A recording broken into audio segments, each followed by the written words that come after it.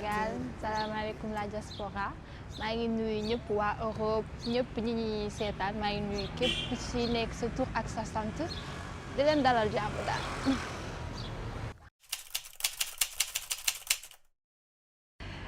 Man maa ngi tudd Samantha Loupi dëkk Guédiawaye nekk benn fille bu calme déjà simple modeste qui sourit tout le temps bëgg nekk ak ay xaritam tout le temps nekk ci jàmm ak sekk jàmm ak ñëpp.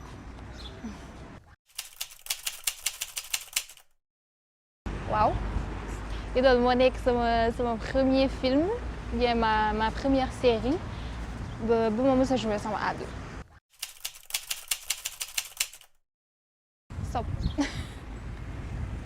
Sob moo ma si duggal ñu woo ma rek na ma casting am na nga ñëw et tout ma ñëw passé casting mais après ñu ne ma que c'est bon que j'ai été prise.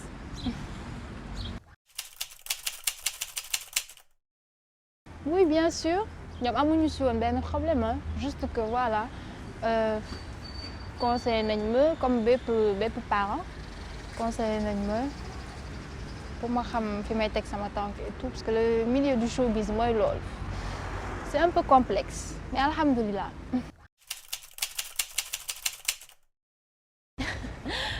Idole je suis au chômage. Bien vrai que l'année dernière j'ai eu ma licence en sciences et gestion.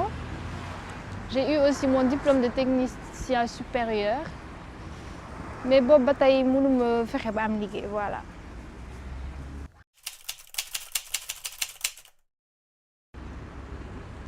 bii daa jaar nii bii jaar ne moo tax des fois nit dina la gis sa ne la yow booy seetaan sa bopp et tout du bizarre ma ne ko bañ a bizarre parce que yow tu te dis kon lii laa mel et tout lii laa mel si télé bi alors que yow tu sais au fond de toi que nii loin de là quoi. Donc c'est deux personnes différentes. C'est le contraire de ma personnalité en fait.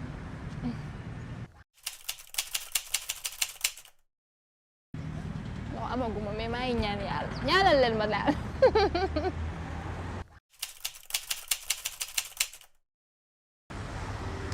nekk ak samay xarit sama famille ñun ñëpp ñu nekk ci jàmm nekk ak waa équipe technique bi waa Idole bien sûr sama collègue yëpp ñu nekk ci jàmm loolu mooy voilà sama xaw ma nu ma ko mën a waxee mais loolu bokk na ci loo xam ne j'y tiens parce que bëgguma genre nga ñëw nekk ci biir ay nit kii mer wala kii jaar ne voilà mooy bëgg tout le temps ñu nekk ci jàmm sekk jàmm voilà.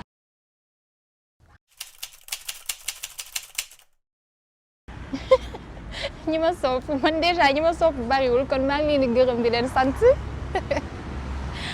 bien vrai que sama rôle je comprends ñi ma soppul tamit je les comprends franchement ndax déjà sama personnage c'est pas du tout facile te ñi ma bëggul tamit comprendre naa leen ndax ça aurait été moi peut-être noonu lay mel envers le personnage donc voilà ñi ma sopp daal maa ngi leen di gërëm di leen sant voilà.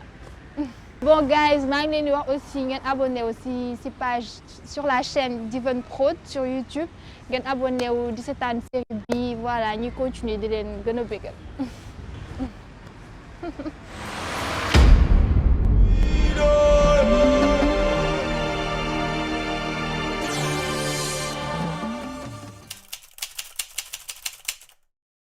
Man maay Margot la capricieuse ou princesse Margot si vous voulez.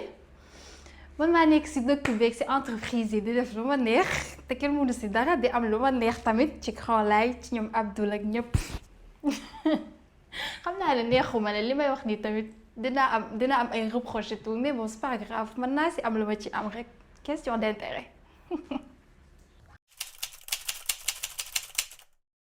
samay diplôme ak samay xamel yëpp Grand Laye il était obligé mu dugal ma West Info ndax man ak moom temps yooyu ñoo doon génn.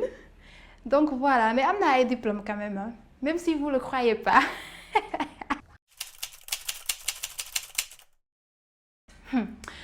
xam naa ne nit ñi moom buñ tëddoon di nelaw ba guddi ñu yee leen ne leen Margot dafa bëgg Grand Laye xanaa loolu da ngeen tiit quand même question d'intérêt la woon rek dafa amoon lu ma soxla woon ci moom di ko am mais mbëggeel musu si sax parce que grand lay doom bi moo taxoon bu ma doon voilà lu ma soxla mu ma ko daan jox xaalis montant bu ma ko wax dina fexe ba jox ma ko donc imaginez-vous su ma ko waxoon que ni avorté naa déjà temps yooyu su ma ñëwee di ko laaj xaalis sax mu may ñàkk kersa ak lu ne mu dugg ci. Qu'est-ce que tu me veux encore? non may dawee nii lan la. Ça ne te suffit pas de m'avoir foutu en prison? Comment te sens-tu? Ce n'est pas ton problème. grand lay man ak sa doom ñoo ñëw tey pour gis la tu vois pas comment mon ventre a grossi. Margot, il te reste 1 minute. J'ai pas de temps à perdre. Tu as réussi ce que tu voulais faire. Tu m'as tellement emmerdé dehors. Maintenant, je suis en prison. Tu viens encore me narguer. yow lan nga mel ni ko gis jinde nii lan la. yow ngay dem yàlla nga dee. calme-toi.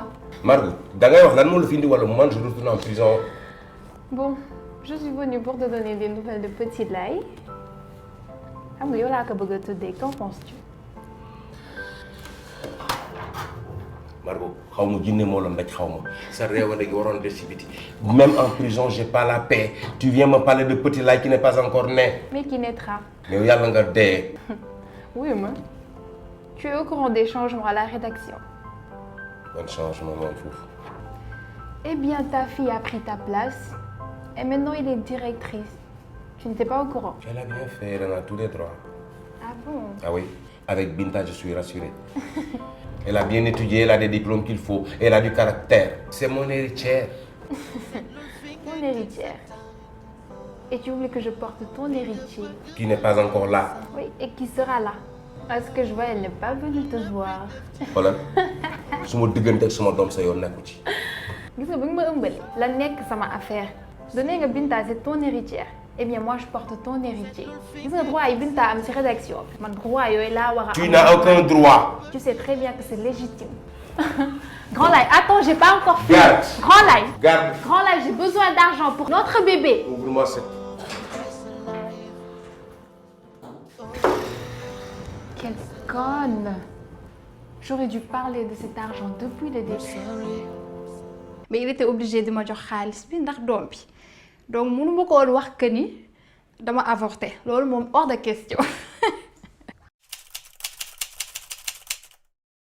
Abdou c'est une question de business ak Grand Lay intérêt la mais ak Abdou c'est une question de business man dama am lu may soxla ci moom moom am lu muy soxla ci man c'est tout.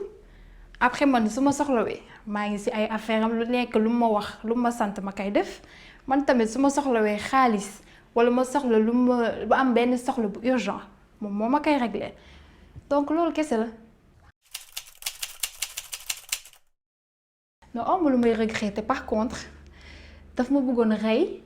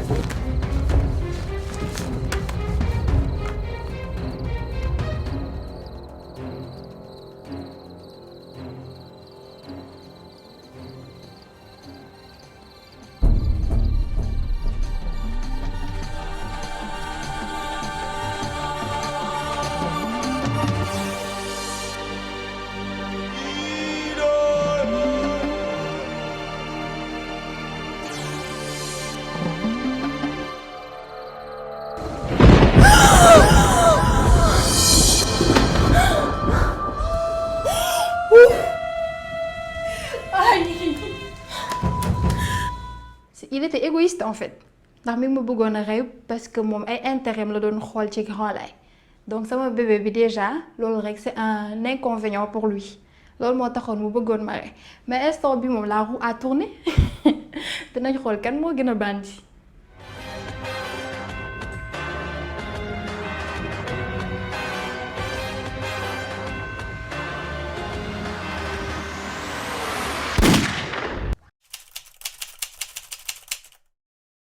nga mais xale bu ndaw ñëw fekk magum jëmm ci liggéeyu kaayam nga ñëw bëgg koo moom bëgg maa napp loolu duma ko nangu xale moom duma woon mukk yoon bi ma wax a jaar loolu kay xalaatuma ko sax.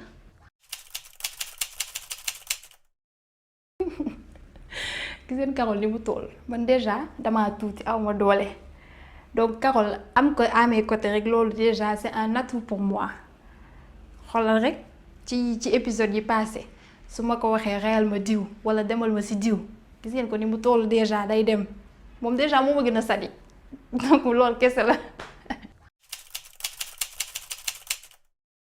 kàddu bu mujj añaguma maa ngi nii ñàkk ñu nekk fi naan ma yow yaay kan depuis boobu ba tey mënumaa fexe ba añ maa ngi dee xiif donc Margot ak ses petits fans maa ngi leen di bëggee guys.